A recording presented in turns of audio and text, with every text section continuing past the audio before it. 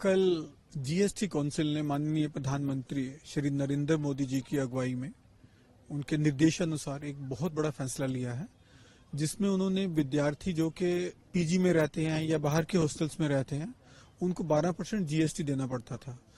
और लेकिन अब इस फैसले के अनुसार यदि आपका किराया 2,40,000 रुपये प्रति वर्ष है तो आपको कोई जीएसटी नहीं देना पड़ेगा, जो कि पहले 30,000 रुपये प्रति वर्ष बन जाता था।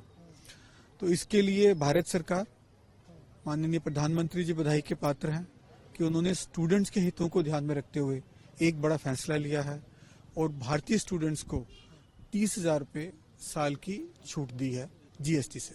सर, नीट स्कैंडल्स को लेकर नीट का सीबीआई जांच तक गई, उस पर आपका क्या रहने वाला है? देखिए, जब इतना बड़ा एग्जाम होता है जिसमें 25 लाख से ऊपर विद्यार्थी बैठते हैं, कुछ 2-4 सेंटर पे कुछ गलती हो सकती है। हजारों की संख्या में सेंटर्स बने, कुछ सेंटर्स में ऐसा हो सकता है, कहीं भी हो सकता है। तो उसकी वजह से बच्चों को परेशानी आ रही है और हम बच्चों के साथ हैं। हमें लगता है कि ये नहीं होना चाहिए, सभी को ये लगता है, सरकार को भी ये लगता है, भारत सरकार को भी ये लगता है। लेकिन उससे हम ये कहें कि पूरा सिस्टम गलत है, वो मुझे लगता है ठीक नहीं है।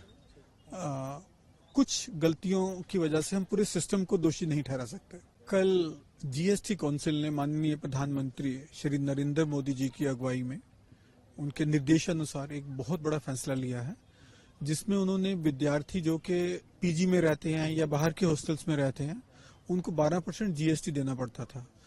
और लेकिन अब इस फैसले के अनुसार यदि आपका किराया 2,40,000 रुपये प्रति वर्ष है तो आपको कोई जीएसटी नहीं देना पड़ेगा, जो कि पहले 30,000 रुपये प्रति वर्ष बन जाता था।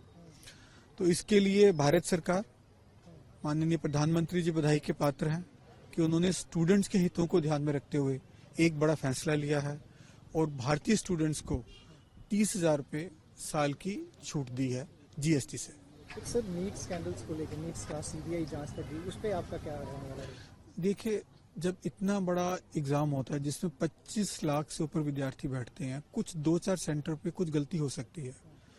हजारों की संख्या में सेंटर्स बने, कुछ सेंटर्स में ऐसा हो सकता है, कहीं भी हो सकता है। तो उसकी वजह से बच्चों को परेशानी आ रही है और हम बच्चों के साथ हैं। हमें लगता है कि ये नहीं होना चाहिए, सभी को ये लगता है, सरकार को भी ये लगता है, भारत सरकार को भी ये लगता है। लेकिन उससे हम ये कहें कि पूरा सिस्टम गलत है, वो मुझे लगता है ठीक नहीं है। कुछ गलतियों की वजह से हम पूरे सिस्टम को दोषी नहीं ठहरा सकते। कल जीएसटी काउंसिल ने माननीय प्रधानमंत्री श्री नरेंद्र मोदी जी की अगुवाई में उनके निर्देशानुसार एक बहुत बड़ा फैसला लिया है, जिसमें उन्होंने विद्यार्थी जो कि पीजी में रहते हैं या बाहर के हॉस्टल्स में रहते हैं उनको 12% जीएसटी देना पड़ता था। और लेकिन अब इस फैसले के अनुसार यदि आपका किराया 2,40,000 रुपये प्रति वर्ष है तो आपको कोई जीएसटी नहीं देना पड़ेगा, जो कि पहले 30,000 रुपये प्रति वर्ष बन जाता था। तो इसके लिए भारत सरकार, माननीय प्रधानमंत्री जी बधाई के पात्र हैं कि उन्होंने स्टूडेंट्स के हितों को ध्यान में रखते हुए एक बड़ा फैसला लिया है और भारतीय स्टूडेंट्स को 30,000 रुपये साल की छूट दी है जीएसटी से।